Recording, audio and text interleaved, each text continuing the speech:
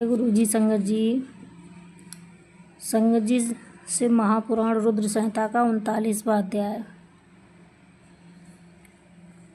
देवताओं सहित ब्रह्मा का विष्णुलोक में आकर अपना दुख निवेदन करना, श्री विष्णु का उन्हें शिव से क्षमा मांगने की अनुमति दे उनको साथ ले कैलाश पर जाना तथा भगवान शिव से मिलना। नारद जी ने कहा, विधाता महाप्राज्ञ, आप शिव तत्व का साक्षात्कार कराने वाले हैं। आपने यह बड़ी अद्भुत एवं रमणीय शिवलीला सुनाई है। तात वीरभद्र जब दक्ष के यज्ञ का विनाश करके कैलाश पर्वत पर चले गए तब क्या हुआ, यह हमें बताइए। ब्रह्मा जी बोले, नारद, रुद्रदेव के सैनिकों ने जिनके अंग भंग कर दिए थे, वे समस्त पराजित देवता और मुनि उस समय मेरे लोक में आए। वहाँ मूल स्वयंभू को नमस्कार करके सबने बारंबार मेरा स्तवन किया, फिर अपने विशेष क्लेश को पूर्ण रूप से सुनाया। उन्हें सुनकर मैं पुत्र शोक से पीड़ित हो गया और अत्यंत व्यग्र हो व्यथित चित्त से बड़ी चिंता करने लगा। फिर मैंने भक्ति भाव से भगवान विष्णु का स्मरण किया, इससे मुझे समयोचित ज्ञान प्राप्त हुआ। तदनंतर देवताओं और मुनियों के साथ मैं विष्णुलोक में गया और वहाँ भगवान विष्णु को नमस्कार एवं नाना प्रकार के स्तोत्रों द्वारा उनकी स्तुति करके उनसे अपना दुख विवेचन किया। मैंने कहा, देव, जिस तरह भी यज्ञ पूर्ण हो, यजमान जीवित हों और समस्त देवता तथा मुनि सुखी हो जाएं, वैसा उपाय कीजिए। देव रमानाथ, देव सुखदायक विष्णु, हम देवता और मुनि निश्चय ही आपकी शरण में आए हैं। मुझ ब्रह्मा की यह बात सुनकर भगवान लक्ष्मीपति विष्णु, जिनका मन सदा शिव में लगा रहता था और जिनके हृदय में कभी दीनता नहीं आती, शिव का नाम स्मरण करके इस प्रकार बोले। श्री विष्णु बोले, देवताओं, परम समर्थ तेजस्वी पुरुषों से कोई अपराध बन जाए तो भी उनके बदले में अपराध करने वाले मनुष्य के लिए वह अपराध मंगलकारी नहीं होता। विधाता समस्त देवता परमेश्वर शिव के अपराधी हैं, क्योंकि उन्होंने भगवान शंभु को यज्ञ का भाग नहीं दिया है। अब तुम सब लोग शुद्ध हृदय से शीघ्र ही प्रसन्न होने वाले उन भगवान शिव के पैर पकड़कर उन्हें प्रसन्न करो, उनसे क्षमा मांगो।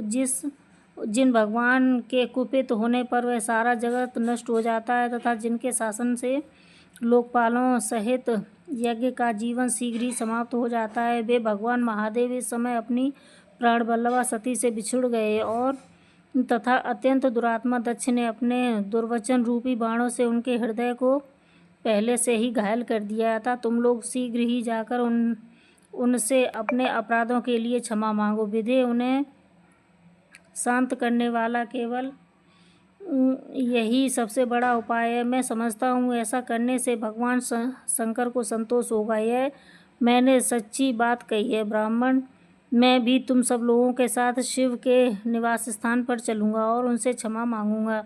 देवता आदि सहित मुझ ब्रह्मा को इस प्रकार आदेश देकर श्रीहरि ने देवगणों के साथ कैलाश पर्वत पर जाने का विचार किया। तदनंतर बड़े पुण्यात्मा पुरुषों को ही उसका दर्शन हो सकता था। वह परम रमणीय और अत्यंत पावन है। वह दिव्य वृक्ष भगवान शंभु का योग स्थल है, योगियों के द्वारा सेव्य और परम उत्तम है।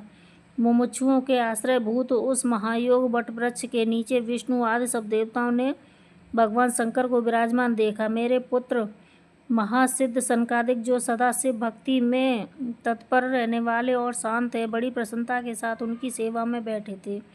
भगवान शिव का श्री विग्रह परम शांत दिखाई देता था। उनके सखा कुबेर और गुह्य को और राक्षसों के स्वामी अपने सेवक गणों तथा कुटुंबी जनों के साथ वहाँ विशेष रूप से उनकी सेवा किया करते थे। वे परमेश्वर शिव उस समय तपस्वी जनों को परम प्रिय लगने वाला सुंदर रूप धारण किए बैठे थे। भस्म आदि से उनके अंगों को बड़ी शोभा हो रही थी। भगवान शिव अपने वत्सल भाव के कारण सारे संसार के सुहृदय नारद, उस दिन वे एक उशासन पर बैठे थे और सब संतों के सुनते हुए उन्होंने प्रश्न करने पर उन्हें उत्तम ज्ञान का उपदेश दे दिया था। वे बायां चरण अपनी दाईं जांघ पर और बायां हाथ अपने दाएं बाएं घुटने पर रखे कलाई में रुद्राक्ष की माला डाले हुए सुंदर तर्क मुद्रा से विराजमान थे।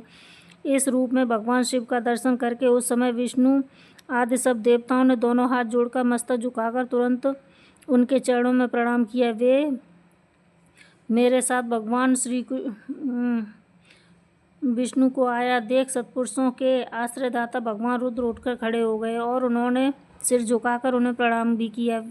फिर विष्णु आदि सब देवताओं ने जब भगवान शिव को प्रणाम किया तब उन्होंने मुझे नमस्कार किया। ठीक उसी तरह जैसे लोगों को उत्तम गति प्रदान करने वाले भगवान विष्णु प्रजापति कश्यप को प्रणाम करते हैं। तत्पश्चात देवताओं, सिद्धों, गणाधीशों और महर्षियों से नमस्कृत तथा स्वयं भी श्री विष्णु को एवं मुझको नमस्कार करने वाले भगवान शिव ने श्रीहरि ने आदरपूर्वक वार्तालाप आरंभ कर दिया। राधे राधे।